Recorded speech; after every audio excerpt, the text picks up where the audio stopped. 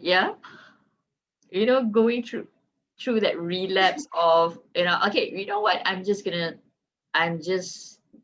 not gonna have coffee.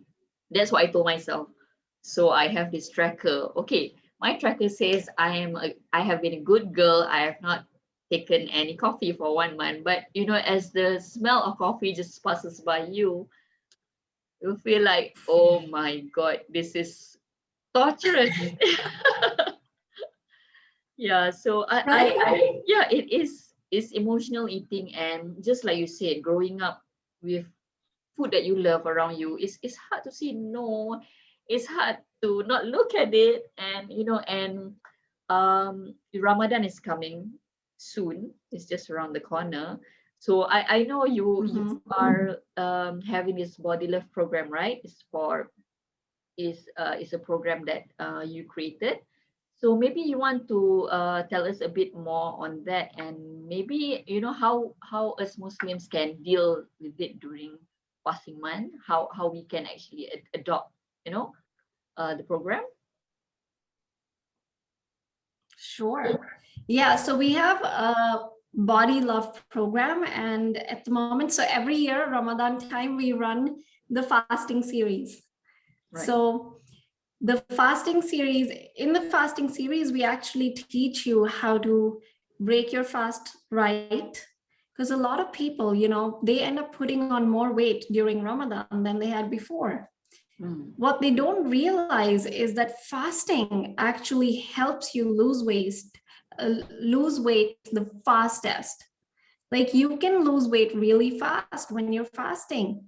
And it's not just because you're eating lesser calories, which is a part of it, but it's also because when you are fasting, uh, the cells of your body, they start to repair themselves. Oh. And it actually creates the cellular repair. It's called autophagy, and it triggers your body to just do all of those processes. It increases your metabolism, and that really does help you to lose weight much faster.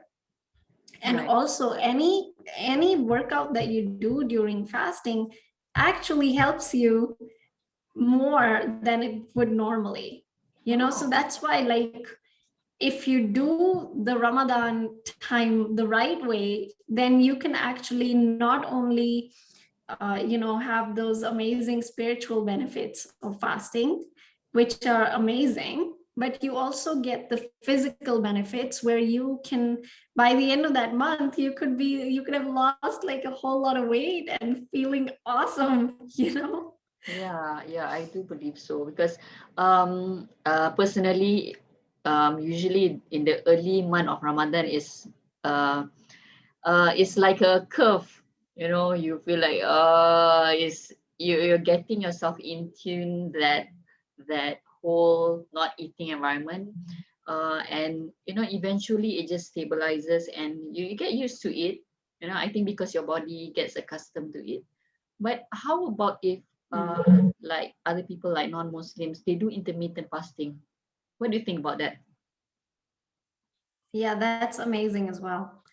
And that's something that, my husband Nathan, he does it every day. Wow. I do it every second or third day, so I don't do it every day, just because for women, when it comes to fasting, it's better to do it alternate days Oh, than to do it every day. Obviously, during Ramadan is different. That's literally just 1 month. So go ahead and just do the whole month, right?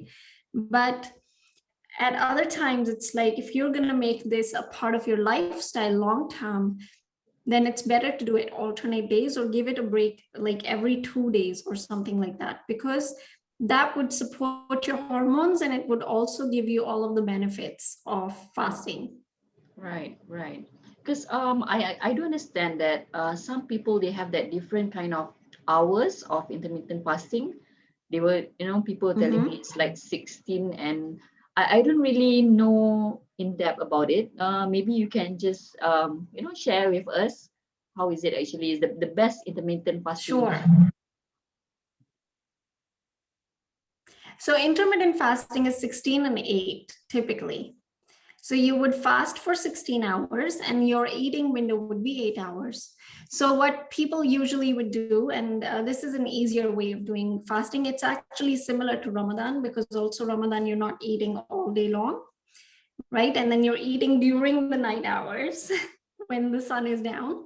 Yep. So in this one, you do the opposite. So you eat during the day. So you could maybe have your dinner at 7 o'clock in the evening, Right. and then you don't eat your breakfast the next day. So the next meal that you have the next day will be your lunch.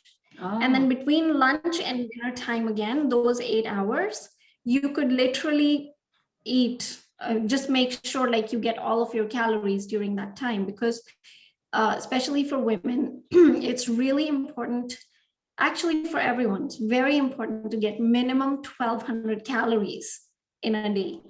Right. Okay, so the only thing with the intermittent fasting could be that you might not eat enough of your calories, which for women can really impact their hormones, right? So during those 8 hours, making sure that you are consuming 1200 or more calories, depending on your weight. So that would actually balance out. Right. But yeah, it's 16 and 8. So you can eat in the, 7 o'clock, and then throughout the night, you're anyway not feeling hungry. And usually like with the fasting, with 16 and 8, like if you are brand new, like you've never done this before, you could even just start with 12 and then increase to 14 and then increase to 15. Right. And in the beginning, it can be a little bit challenging. You might get a little bit of a headache, sort of like at the last 2 hours when you're like, oh my God, I need my food. But your body gets used to it. And that process is, it's beautiful. Right. But right. yeah, for women, if you want to make it a part of your lifestyle, a part of your life, it's better to do alternate days. It protects your hormone health as well. So I will definitely take note of that. Maybe we'll see if post Ramadan I'll do intermittent fasting. I'll try. Okay. Yeah, definitely. There's another topic which is interesting about you, which is the beauty side. We have talked about fitness, we've talked about wellness, and how about beauty? I mean, how do you get yourself into? I mean, naturally, all of us women, we just love anything that's beautiful, right? And I believe when you work out, it makes you sweat. You get that ping of health. That's when the ping of health comes in. You look all radiant, and eating well. So basically, all of this is a holistic environment, you can say, to keep yourself well. So in the beauty department, maybe you can share a bit about your area of expertise in that sense. Right. So when it comes to beauty side of things, I think there was some background noise. Because I'm at the gym actually. Oh, okay. Yeah, it's okay. I'm in the office anyway. Nice. So when it comes to beauty, I am a big believer in inside beauty, right? Like beauty inside and out. So we want to take really good care of our skin from the outside, but we also want to take really good care of our body from the inside. Because at any point, if you have digestive issues going on, like our skin is very much connected to our digestion, right? So at any point, if you have issues going on with your digestion, you will have, your skin can look dull. It can have a lot of, you can get acne, all of those dark spots, things like that can come up. And a lot of times, women, where they go to look for solutions is in cosmetics. There are like creams and medications for acne and for any kind of dark spots, things like that, when in fact the root cause is your internal health. So when you start to really address the internal health, and use skincare. Like when it comes to skincare, I really do recommend this skincare. It's called Celavive. It is amazing. And the reason I really love it is because it has no harmful chemicals, like Right. none of the phthalates, heavy metals, parabens, all of these things. Like it has none of it, right? So it is pure nutrition for the skin. And what it does is it like goes into your skin and activates your skin cells and tells them what they normally should be doing. So your skin starts to create collagen and things like that. So when it comes to skincare, I think one of the most important thing is to get clean skincare, because a lot of skincare out there, anti-wrinkle, anti-aging, this, that, and the other, a lot of those skincare, when you put it on, it will give you the results, right? It might actually give you the results. But if it has chemicals that are harmful for your body, like there is actual research that now shows that there are certain chemicals in skincare that can cause cancer. Right. There are certain chemicals that can, obviously any kind of chemicals have a huge load on your liver. So long term, they make you put on, like if your liver is loaded and it's not working properly, Right. then you end up having a lot of fat around your stomach, so it's all connected, Yeah. which is why when you're looking at skincare, when you're looking at beauty, it really is about inside out. Like you need to start looking at, okay, how do you support your body from on the inside? Are you drinking enough water? Are you eating clean food?